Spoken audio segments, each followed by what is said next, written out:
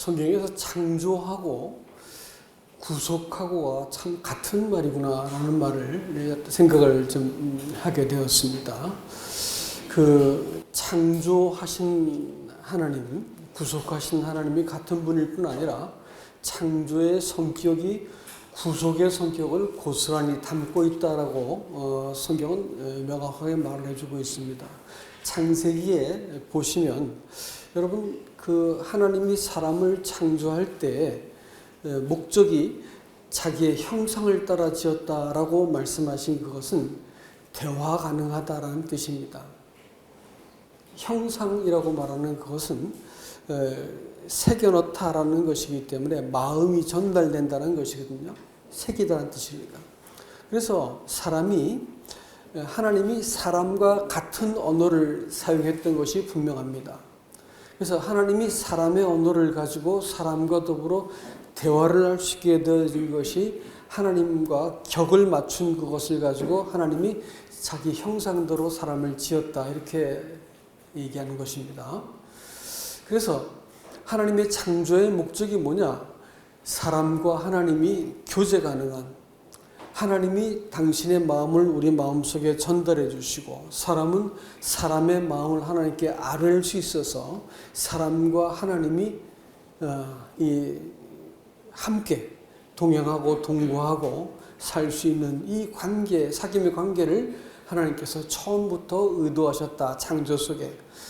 그런가 하면 구속도 마찬가지입니다.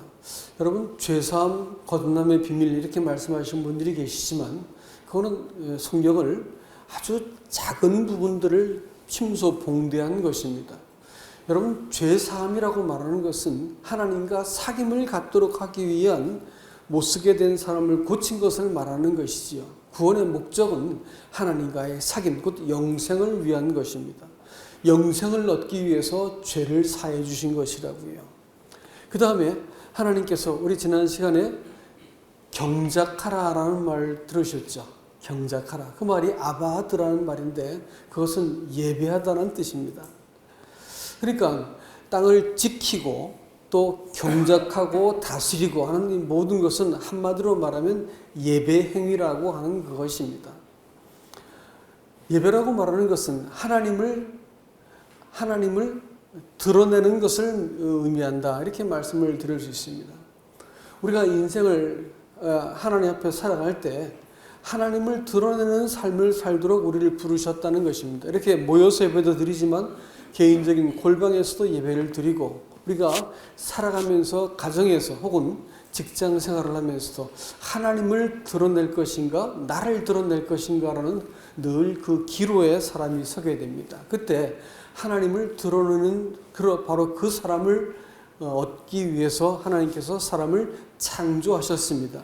구속은 어떤가요? 마찬가지입니다. 그래서 구속은 거듭남이라 이렇게 말하고 거듭남이라고 하는 것은 하나님 나라에 들어가는 것을 말하는데 그것은 죽어서 가는 것이 아니라 현재 이 땅에서 하나님의 통치를 받는다는 것입니다. 하나님이 나를 통해서 자신을 드러내는 것 거듭난 사람의 삶이라고 말할 수 있습니다.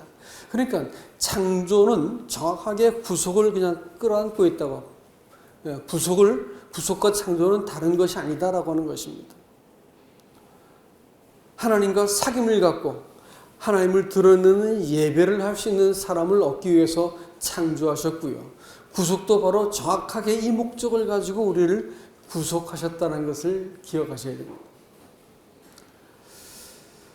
그래서 사람은 이 땅을 살면서 첫사람의 실패한 것을 잘 염두에 두시면 하나님이 보시기에 선한 것을 사람이 따를 것인가 아니면 내가 보기에 유익한 것을 선이라고 부르고 따를 것인가라는 그 기로에 늘 있었습니다. 근데 첫사람이 실패합니다. 하나님이 선하다고 하신 것을 선하다고 여기고 따라가야 되는데 자기 입장에서 유익한 것, 이익이 되고 근사해 보이고 뭔가 좀 이렇게 나한테 도움이 될 것 같다. 그걸 이제 선이라고 부르기 시작했습니다. 그러려면 하나님의 관계를 내가 접어야 되는 것이고 양심도 접어야 되는 것이고 빛으로부터 물러가서 어둠 가운데서 내 합리적인 내 결정을 합리화시키는 이와 같은 일도 필요할 것입니다. 성경은 그것을 죄라고 부르지요. 창조와 구속이 같다고 할 것 같으면 여러분 이 상황이 정확하게 그리스도인의 삶 속에서도 똑같이 펼쳐지고 똑같은 무대가 이렇게 우리한테 놓여 있다고 하는 것입니다. 첫사람이 하나님이 보시기에 선을 따를 것인가, 아니면 내가 나한테 유익이 되는, 내 입장에서 도움이 되는 길을 선택할 것인가라는 이 선택에서 실패를 하고 나니까 그와 그 후손들이 망하게 되었지 않습니까? 그러면 이런 시험이 그리스도인들에게 없느냐? 아니에요. 똑같이 있습니다. 똑같이 내가 하나님 보시기에 선한 것을 선택할 것인가, 내가 볼 때 그럴듯하고 명분도 있고 신뢰도 있는 길을 선택할 것인가라는 두 갈래 길을 우리는 늘 앞에 두고 있어요. 하나는 반드시 사망의 길입니다. 구원받지 않은 사람들은 이 분별력조차 없기 때문에 자기한테 유리한 것을 선이라고 말합니다. 그러니까 이 세상에 존재한 어떠한 정치 이데올로기도 단 한 번도 공정한 이 나라를 세운 적이 없습니다. 왜냐하면 사람들은 자기들 편에서 유익한 것들 가지고 힘을 가지면 그대로 밀어붙여 버리거든요. 그러니까 왕이 되었든지 전체주의 말이야. 한 사람과 어떤 무리들이 권력을 잡아버릴 것 같으면 세상이 잘 돌아갈 것 같지만 여러분 결국은 어떻게 되냐면 그 사람들을 위해서 세상이 돌아가게 돼 있어요. 그러니까 전체주의하고 사회주의가 우리가 그리스도인들은 경계를 해야 될 것이 바로 이런 이유입니다. 사람들은요, 자기한테 유리한 것을 옳다고 믿어버리거든요. 그리고 다른 사람이 좀 이렇게 해도 그 사람들은 그렇게 저급한 사람들이야 이렇게 생각을 해가지고 자기들에게 유리한 것을 선하다고 믿어버리거든요. 그러니까 이 세상에는 절대로 이 공정한 나라가 존재할 수가 없다. 예수 그리스도께서 오시기 전까지는. 성도의 삶을 살아감에 있어가지고 여전히 우리는 내가 생각할 때 선한 것을 선택할 것인가, 내 입장에서 하나님을 찾을 것인가, 구원이고 성경이고 교회고 모든 것을 내 입장에서 구할 때 그것은 우상이 되어지고 하나님과 대적하는 길이 되는 것이고요. 망하는 길입니다. 그러나 내가 하나님이 선하다고 말하는 것을 내가 순종하여 받아들이는 것을 성경은 예배라 그러는데, 그렇다면 신앙생활이라고 말하는 것은 이 사람이 죄사함을 받았고 무슨 체험을 했고 어떤 백그라운드에 있고 이런 것은 다 아무것도 아니고요. 이 사람이 현재 하나님께 예배하는 사람인가가 중요한 것입니다.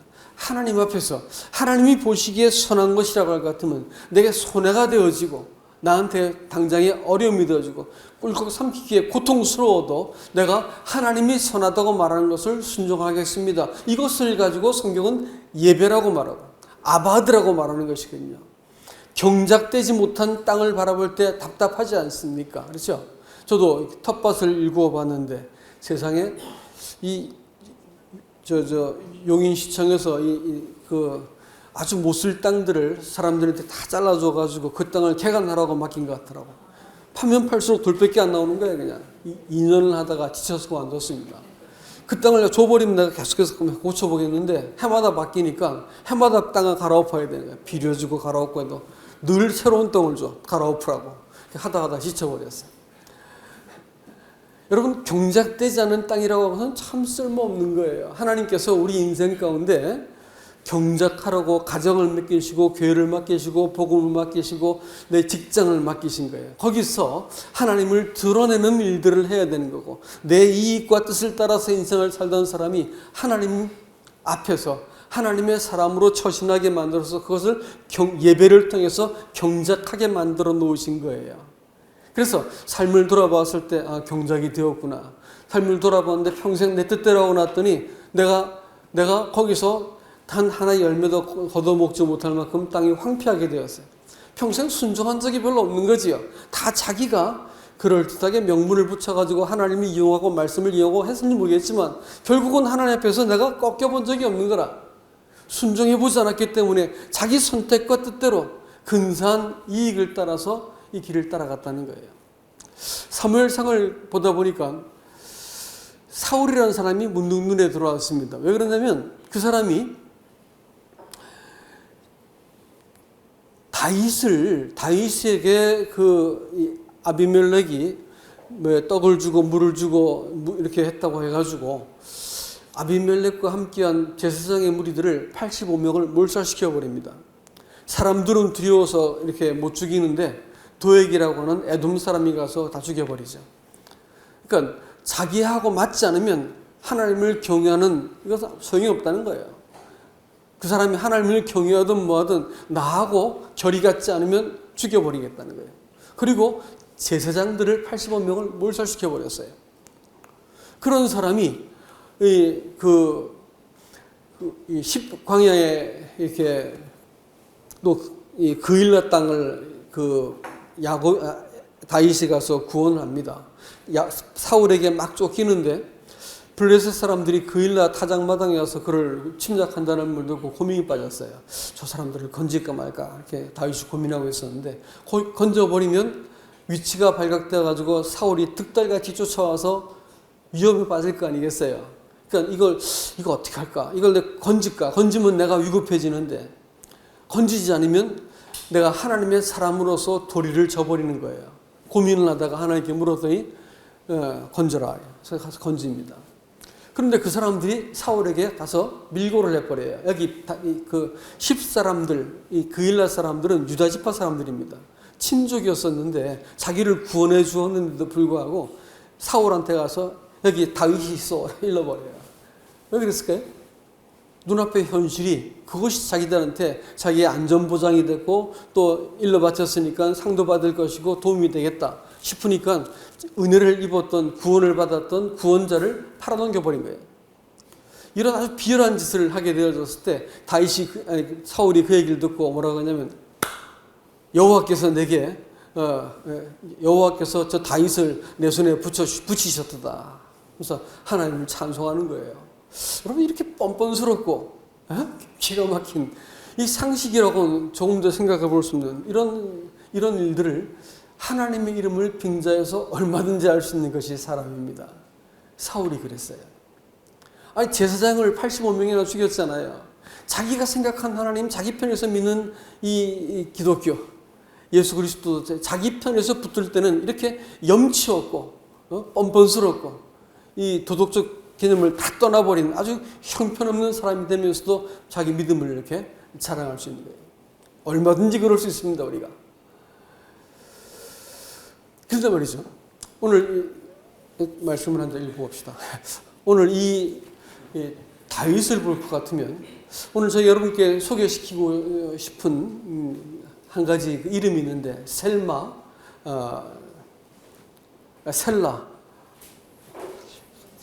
나이 먹이 기억력이 이렇게 시원치 않네요. 그래서 사무엘상 23장으로 갑니다.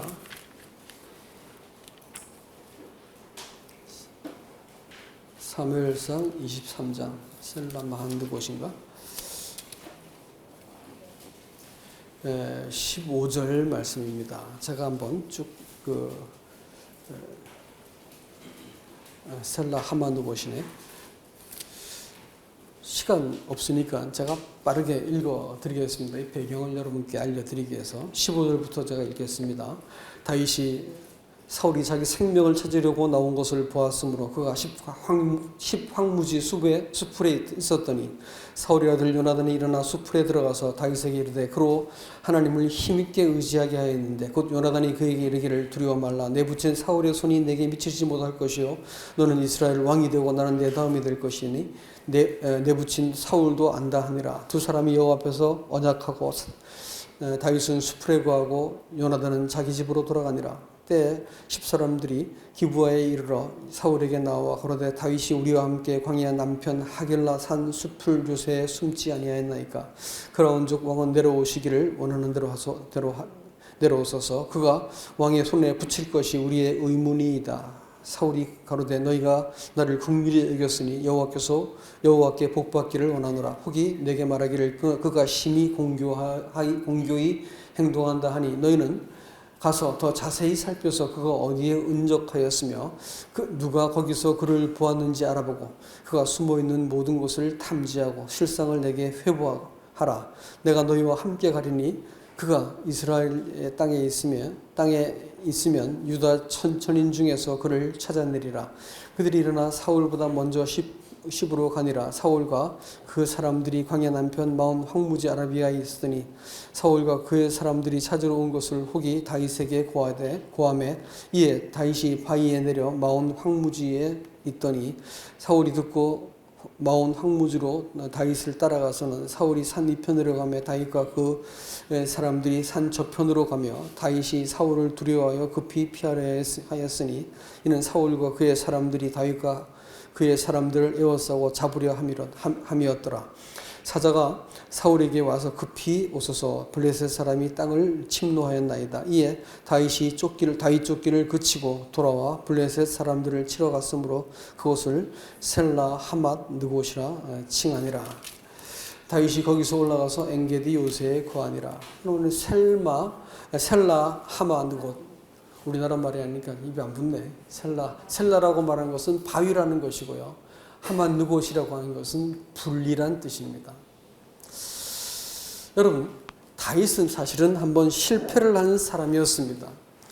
아무리 봐도 이 좁은 땅덩어리에서 사울의 추적을 피할 수가 없으니까 이거 이러다 죽겠다 싶으니까 바로 이 앞편에서는 뭘 하냐면 이 블레셋 왕 하기스한테 가서 이 정치적인 어떤 그 망명을 신청합니다. 그래야만 생명을 보존할 수 있겠다 싶어서 간 거예요. 그랬더니 들켰잖아요.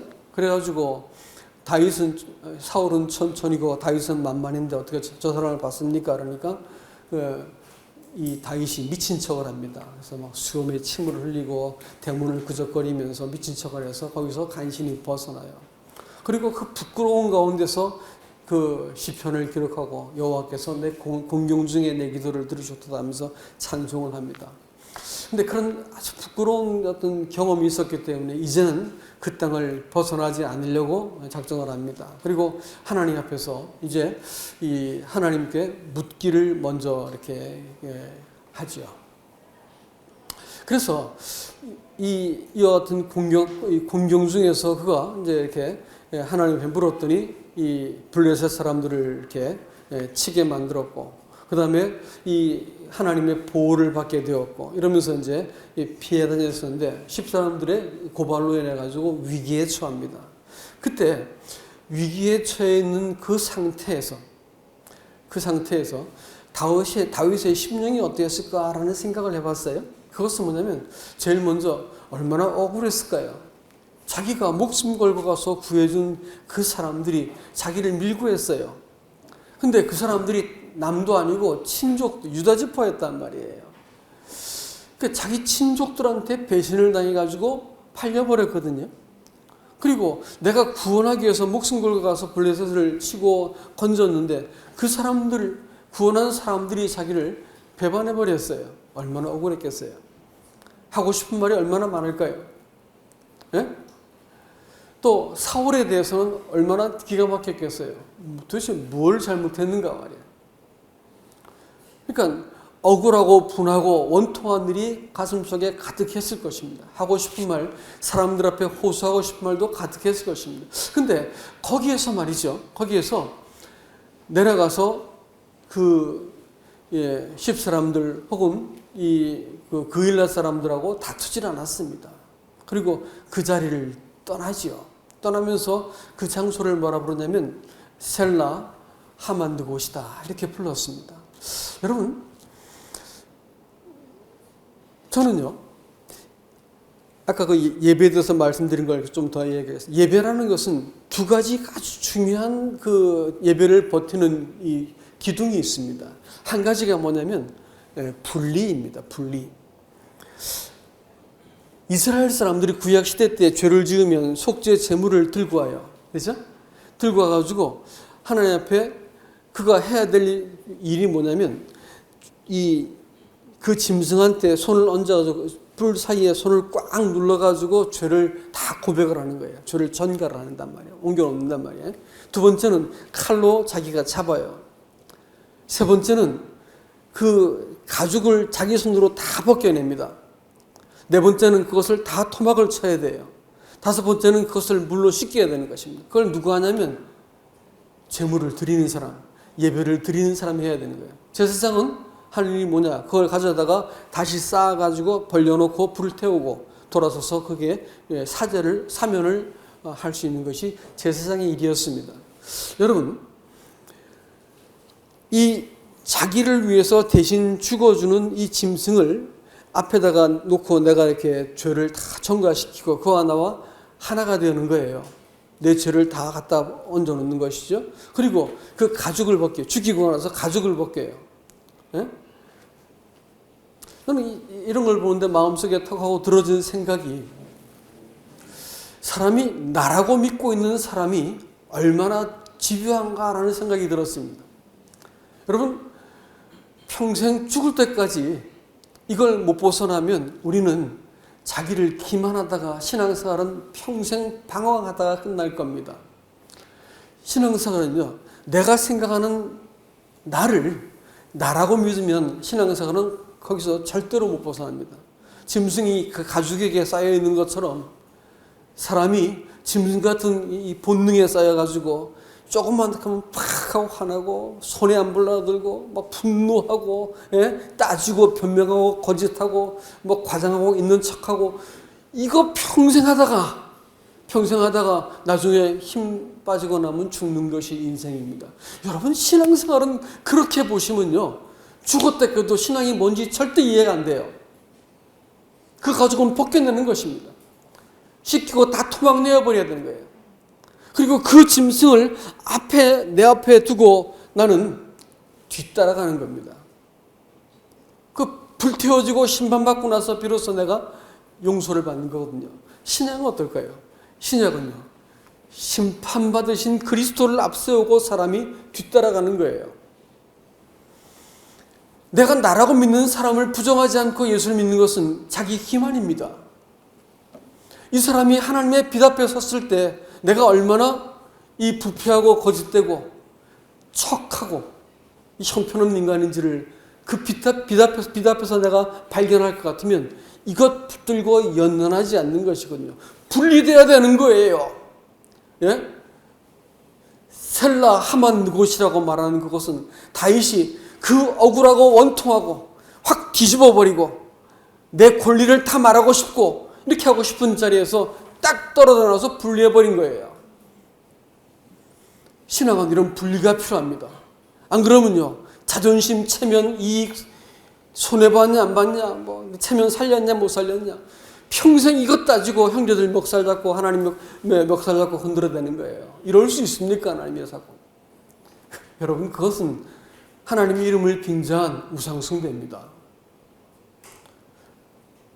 죽여버린 재물을 그 뒤따라가서 하나님께 나가는 것은요, 가인과 아벨도 마찬가지였어요. 지가 최선을 다했기 때문에 하나님께서 마땅히 받아줘야 된다고 나갔을 때는 하나님께서 그를 거절해버렸다고요. 그러나 죽인 짐승 앞세우고 나갔던 아벨은 하나님이 받아주었어요. 우리들의 본성이라고 말하는 그것은요, 냄새나고 부패하고 하나님께서 도저히 견딜 수 없는 것이 우리의 본성입니다. 이것을 하나님 앞에서 되돌아보고 자백하지 않은 채 하나님께 쑥 나오는 것은 여러분 경계하셔야 돼요. 예배를 드릴 때도 자기 성찰 없이 예배를 드리는 것은 조심하셔야 되는 거예요. 두 번째는 뭘까요? 그 셀라 하만 누곳이라고 하는 자리에서 누가 나타납니까? 요나단이 와요. 그래가지고 내 신분이 무엇인지를 기억나게 만듭니다. 그 언약이 무엇인지를 다시 생각나게 만들었어요. 우리는요, 하나님 앞에서 부르심을 받은 그 사람이 나입니다. 그리스도 안에 나를 두시기 위해서 하나님의 아들은 하늘에서 내려오셔서 육신을 입으시고 나와 함께하기 위해서 살을 다 찢기시고 피를 다 흘려내시고 해가지고 나를 담으신 겁니다. 그래서 그리스도 안에 있는 나를 하나님께서 대면하시기 위해서 이 구속을 이루어 놓으신 거예요. 하나님 안에 있는 나, 그리스도 안에 있는 나를 보는 것, 그 연합된 자리에서 있는 나를 보는 것, 여러분, 이것이 예배입니다. 이 떡과 잔을 떼면서 너는 내 몸이고 내 피고 살이고 혈육이고 나눌 수 없는 존재라는 것을 주님께서 매 주일마다 우리에게 보여주고 계시지요.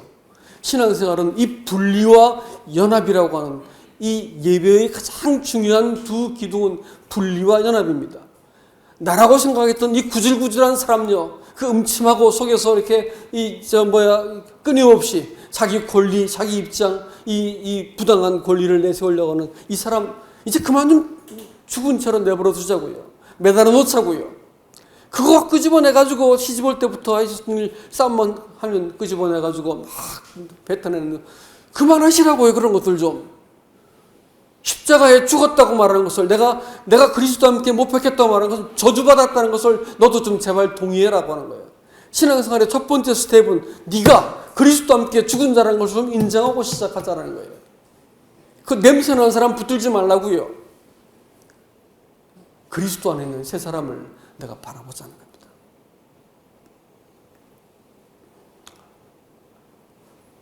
하나님의 관심은요, 우리의 관념이 아닙니다.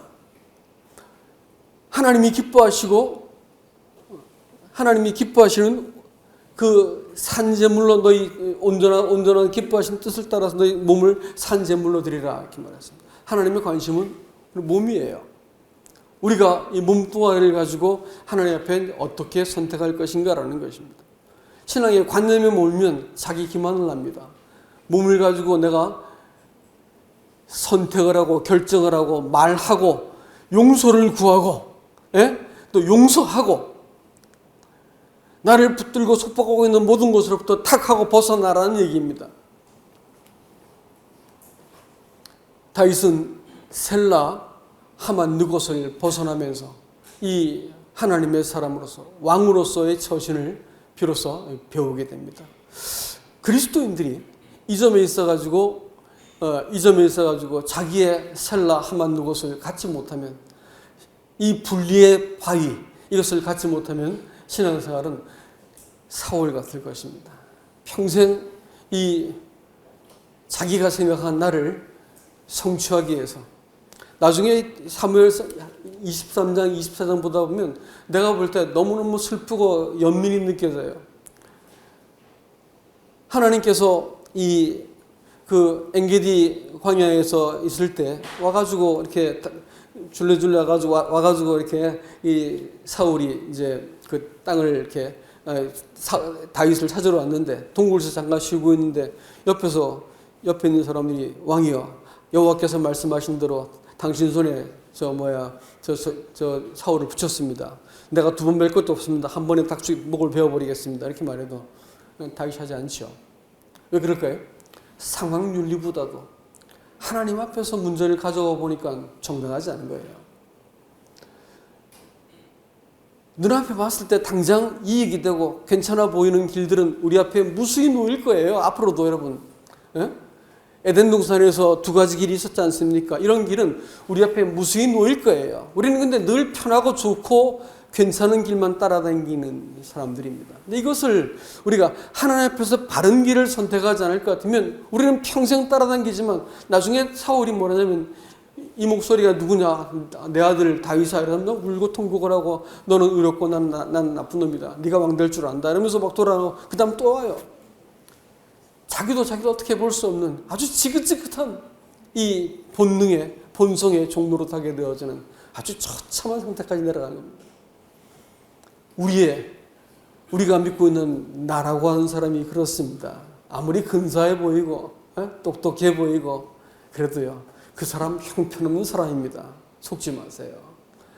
예배는요, 분리하는 것들을, 그 사람으로부터 나를 분리한 것을 배워보지 못한 사람들은 신앙생활이라고 하는 것은 늘 다른 사람 원망하고 하나님 원망하고 자기 성취하려고 애쓰고 내가 옳지라는 것을 증명받기 위해서 남편과 아내를 목을 흔들어야 되고 자식을 흔들어야 되고 교회에서 이 사람 떼지어서 무리지어서 내가 옳지라고 증명받아야 되는 이 구질구질한 일들을 계속하면서 신앙생활이라고 믿게 되는 거예요. 아닙니다, 여러분.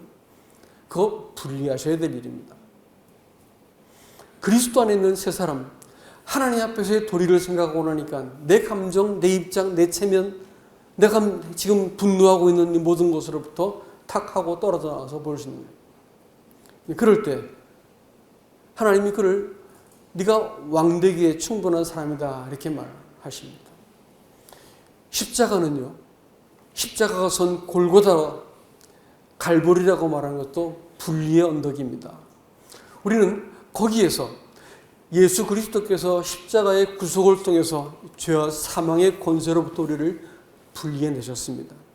분리해내셔서 다시는 내가 그 종로로 타지 말라고 말씀하시는데 그 옛사람 그거 찾아가서 그거 쓰다듬고 보듬고 하는 것을 신앙생활이라고 착각하지 않길 바랍니다.